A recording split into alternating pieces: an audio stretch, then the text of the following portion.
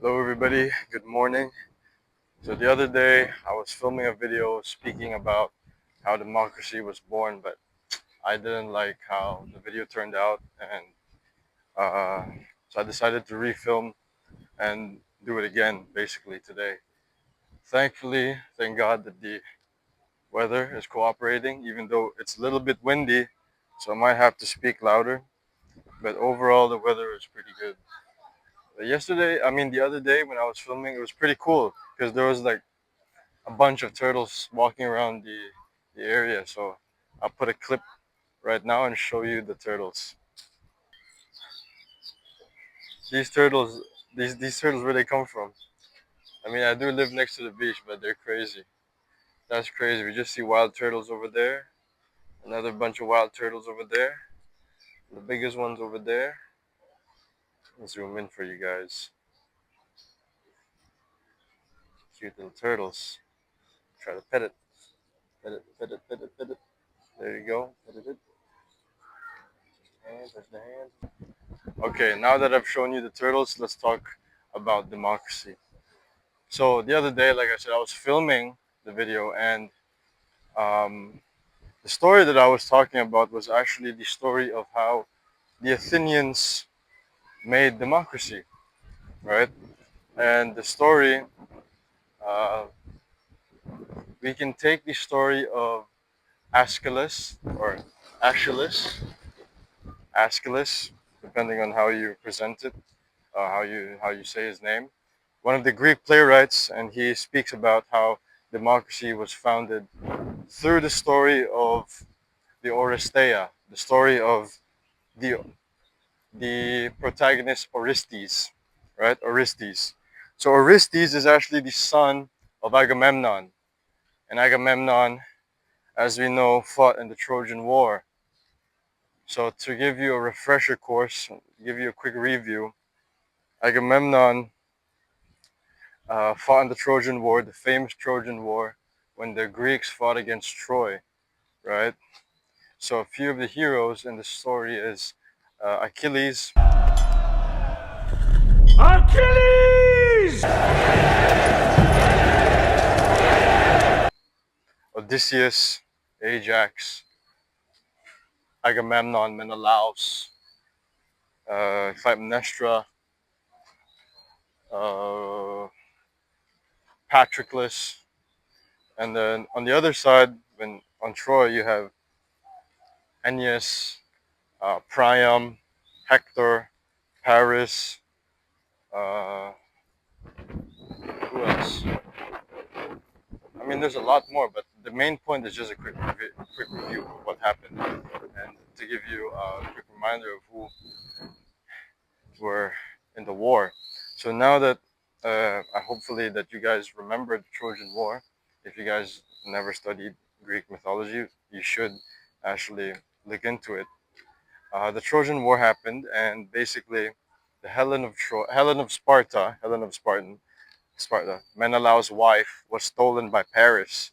Paris is a prince of Troy. So Menelaus gets Agamemnon to work with him to find um, his wife, to get his wife back. Now Agamemnon and Menelaus decide to take all of Greece and Sparta and all the people that they can round up to go and battle the Trojans, right? And some of these warriors are like Odysseus, king of Ithaca, and Achilles, right? Patroclus, Ajax. So now that they've decided to go, they have a problem. They can't cross the sea, right? Because the sea god and the winds are not cooperating with them. So the priest at the time, for the Greeks, the priest of the Greeks, and the oracle, he actually asks the Agamemnon if he's willing to sacrifice his own daughter Iphigenia, to calm down the winds and the seas. So Agamemnon at first he hesitates, but so on and so forth. As the story progresses, he actually agrees to this, and he tricks Iphigenia to come to the beach, to the camp where all the soldiers are, and he basically promises her that she will be wed to the great Achilles, the greatest warrior in all the lands. Achilles, right?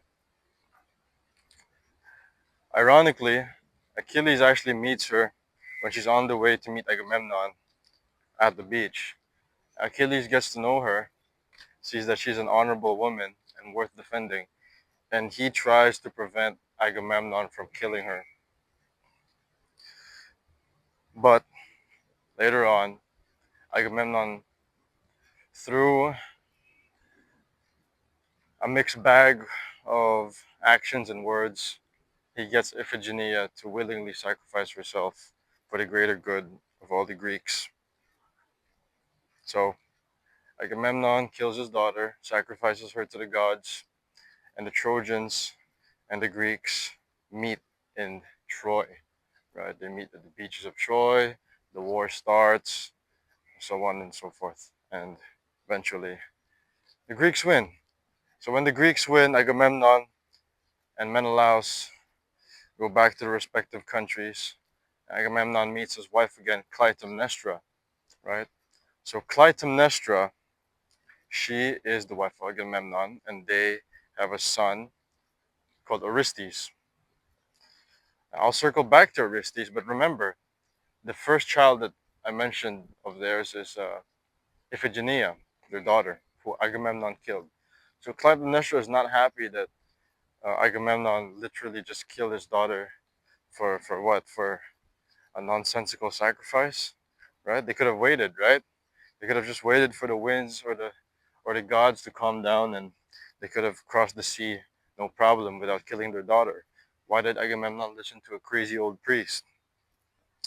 So during his 10 years of battle in Troy, Agamemnon's 10 years battle in Troy, the 10-year war, Clytemnestra, through hate and spite and vengeance, she actually finds Agamemnon's first cousin, Aegisthus, and they become lovers. They have a secret affair, right? So they plot, and when Agamemnon comes back after 10 years, they kill him. Now Orestes finds out about this, and he gets pissed, and he gets filled with righteous vengeance, right? So he kills Aegisthus, the lover of his mother, and reluctantly, he kills his own mother. Now, filled with grief, sorrow, and pain, he searches for consolation from the gods in their time.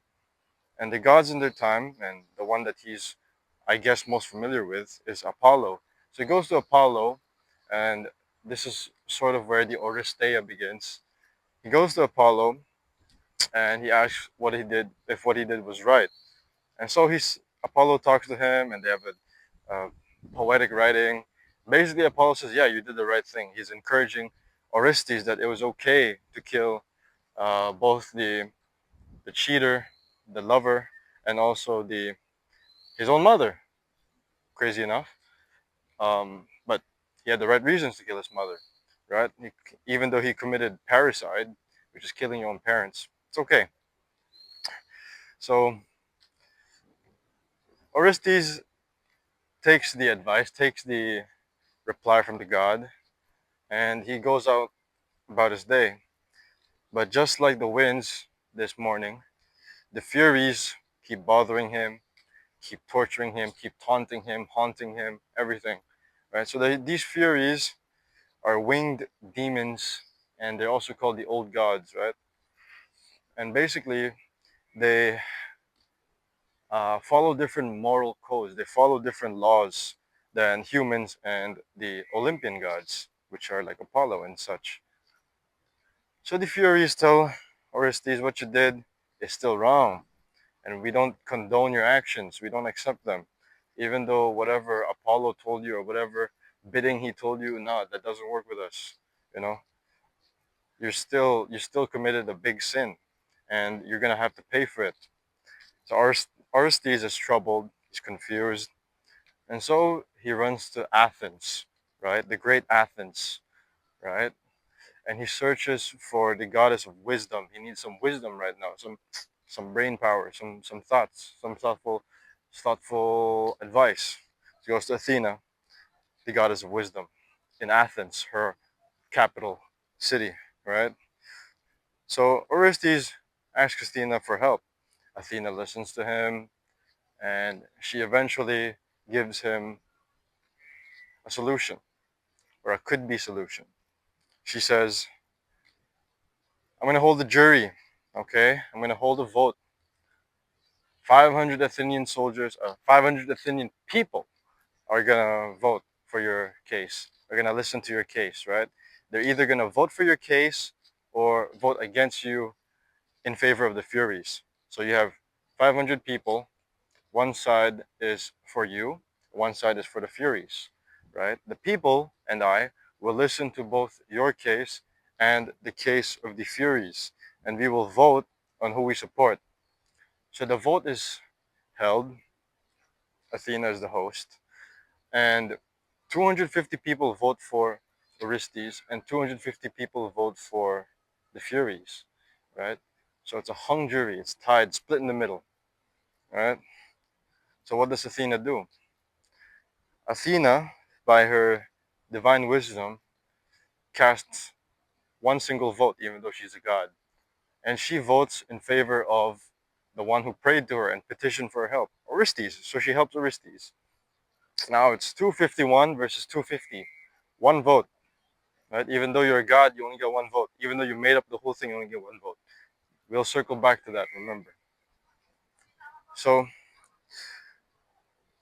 now that the jury is done, the voting is done, Orestes win and he wants to go home, right? It's all done. I'm cleared of my debt. I'm cleared of my sins. But the Furies say, oh no, we don't accept this. Athena, you're a young god. We're the old gods. We don't follow your laws or whatever you made up just now. Sorry for the weird cut. So now that the old gods say, oh, we don't respect your power, Athena, we follow the laws of the cosmos, the laws of the universe. So Athena says, okay, I'll make a deal with you. If you accept this, whatever this jury voted for, we're going to respect you as gods who stand for truth, righteousness, and dignity. Because previously you've been scaring people, and people have already forgotten who you are. People have already forgotten what you stand for. And so, because of this bargaining, the old gods, the Furies, actually accept what Athena proposed. And Orestes gets to go home, safe and sound. And that's how the Oristeia ends. So, what takeaways can we get from this lesson? From the story, I mean. What lessons can we get from this story? So, personally, I think from what I wanted to circle back to is that the Athenians upheld this democracy, and it shows that even the gods submit to democracy. Even the gods follow the system of democracy. So the system is actually above the gods in a certain sense. And even the old gods, the old ways, will submit if given the right um, deal, right? As the Furies did. So when the old gods submitted, I think that was quite symbolic of the old system of the universe, old system of government, or old system of whatever ruling style or whatever philosophy they had, religion back then, submitting to the new gods and the new system, which is the Olympian gods and democracy. So that's one. And I think another one, very interestingly, is how the Athenians were able to preserve their democracy and preserve their Olympian gods after the Bronze Age collapse. So what people don't know is that after, well, I'd say the normal person, after the Trojan War, after Agamemnon and Menelaus went back, after the Great Trojan War, the whole Greek world actually fell into collapse. Let me go under this building. It's too windy right now. Too windy, too windy. Okay, so basically what happened was after the Bronze Age collapse, the Greeks lost So you're gonna hear me say alpha B, but it's actually linear B. their original written language, which was Alpha B. So when they had Alpha B, it's actually a quite different language from what the Greeks used after. So what they wrote, the Iliad, and what Homer used, and what the Greek language is now is, I would say a little bit, it's pretty different compared to what Alpha B was, their original language. And they lost it, but they preserved two things, right? Their religion and their democracy, which I think is astounding. It's crazy how they preserve that because you can't even write, but you still have the concepts of what to do. And I think that shows the power of oral tradition. That shows the power of culture. That shows the power of the people and the simple word of mouth, you know? Not like today's age where we think everything has to be on paper or in books or in, um, TV screen, phone, whatever. Right? There was a certain power to the oral tradition and the culture. And there was a certain power in unity of people. And that's what I think we can learn from the story of the Oristeia and democracy, how democracy was born and survived, right? The fan favorite, right? Next episode, I will discuss what is the difference between a democracy and a republic. And we will be speaking on the story of, we'll be speaking on the story of how Rome founded um, its republic and the story of the one fighter on the bridge, if I remember correctly. Hopefully, I see you guys on the next episode. If you like this video, please comment, like, subscribe, try to support the channel. I'm trying to switch up the content, try to make it more, you know, to dig deep into the person's soul so that they'll remember what's being told to them. And I think the best way to do that is actually through storytelling. So when you tell stories, everything gets more vivid, everything gets more creative, everything gets more imaginative and captivating. And I think the best cultures and the best societies and people have the best stories, which unify and inspire the people, right, that listen to those stories. So having said that, thank you guys for watching. I'll see you guys on the next video. Peace.